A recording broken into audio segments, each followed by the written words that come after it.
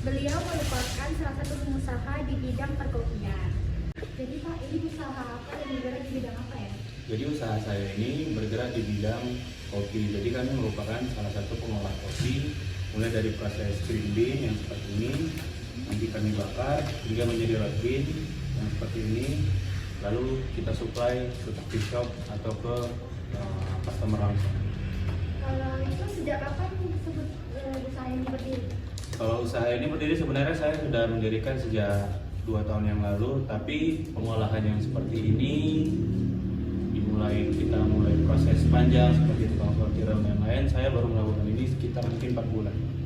Dari manakah sumber baku yang ada pada kopi ini? Apakah bahan baku tersedia?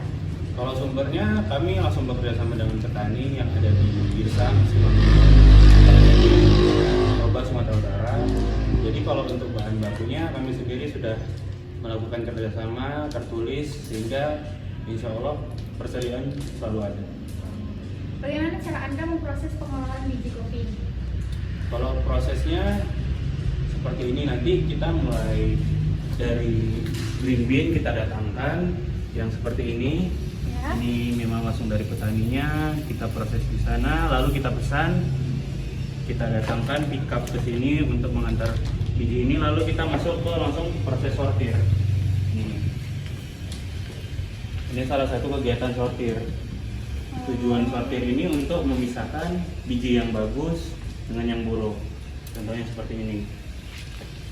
Ini merupakan biji yang sudah disortir. Jadi biji-biji yang cacat ini tidak kami pakai karena kami sudah menetapkan standar bahwa untuk biji yang kami pakai itu harus biji yang specialty. Jadi kami punya standar tersendiri sehingga kami perlukan tukang sortir. Jika terjadi kenaikan bahan baku, bagaimana menyikapi hal tersebut? Kalau kejadian bahan baku itu sih sebenarnya masalah bagi petani, karena kan kalau yang saya tahu, saya juga masih muda dan berteman dengan teman-teman di coffee shop juga. Ketika bahan baku naik, ya mungkin di pihak roastery, di pihak saya itu akan menurunkan harga. Tapi sebaliknya apa masalah kita? Masalah kita kan harga setiap gelas kopi itu tidak pernah turun, tapi harga baku bisa jadi turun. Jadi masalahnya itu dampaknya kemana? Dampaknya ke petani sebenarnya.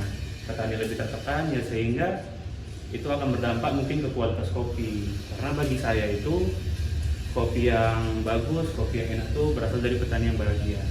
Apakah peralatan yang digunakan dalam proses produksi sudah menggunakan teknologi mesin atau masih manual? Kalau di sini kita menggunakan keduanya. Contohnya seperti ini, kita untuk sortiran kita masih pakai manual, kita masih pakai tenaga manusia. Tapi untuk mesin roasting kita punya mesin tersendiri. Gitu.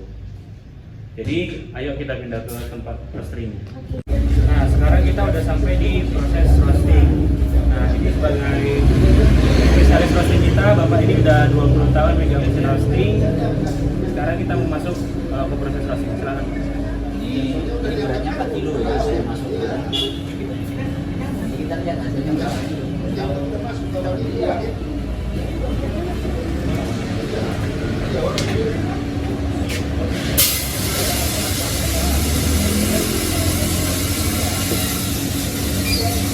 Jadi 15 menit kita jalankan.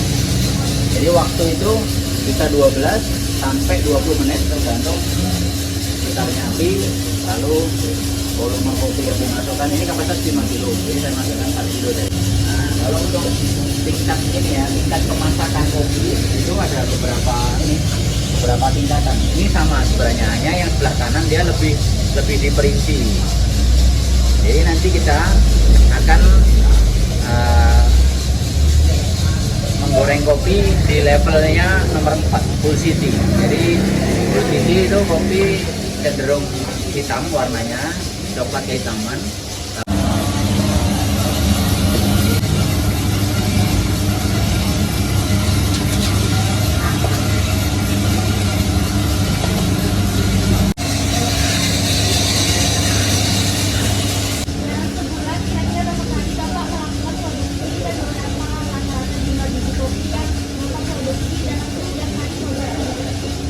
Artinya untuk yang di roasting ya. Kalau di roasting itu kayak tiap hari itu rata-rata antara sementara lah ya, ini kesatuan Itu paling minimal ya Pak? ya. Selanjutnya strategi apa yang Bapak lakukan dalam memasarkan biji kopi yang Bapak produksi?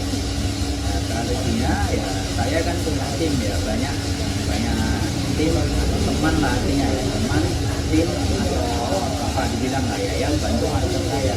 Selain saya sendiri penetrasi pasarnya, saya ada biasanya dari teman-teman teman mereka yang main media sosial maupun apa, maupun ya masing-masing apa seperti jaringan. Saya di sini punya beberapa tim, punya beberapa teman, mereka juga apa membantu dengan standar harga yang ya ada tingkatannya. Apakah Bapak melakukan inovasi produk dari segi rasa atau jenis produk? Karena kan kopi ini kan yang dicari kan rasanya.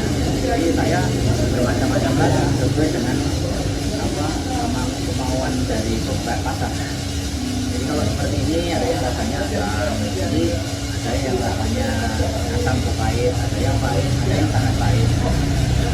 Juga sesuai kebutuhan pembeli kita. Supaya rasa apa kan kadang ada yang pembeli mau beli untuk campuran, itu tuh saya kasih sesuai dengan kebutuhan mereka. Tapi kalau rasa ya tergantung rasa. Bagaimana tingkat permintaan pasar terhadap produksi biji kopi Bapak? Kalau menurut saya pasar sangat ini ya, sangat suka ya, karena saya lihat pengalaman saya di sini mereka selalu repeat order. Saya lihatnya dari situ. Mereka terus, jadi saya sudah punya langganan yang cukup militan. Jadi harus tiap bulan bertemu kopi saya. Tiap bulan harus beli aja. Kendala apa saja yang Bapak hadapi saat menjalani pekerjaan? Kendala nggak ada.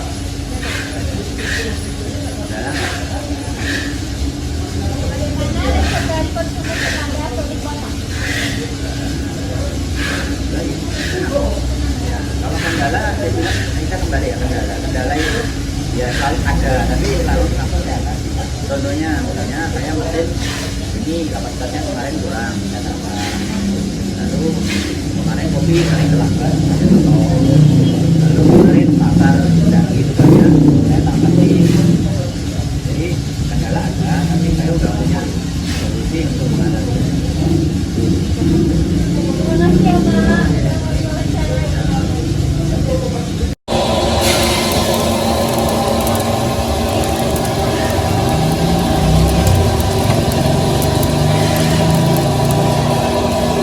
Nah, ini sebelum di make up. Nah, ini setelah di make up. Nih, jadi kopinya tadi udah kita roasting. Terus sekarang kita pindah ke packagingnya kopi.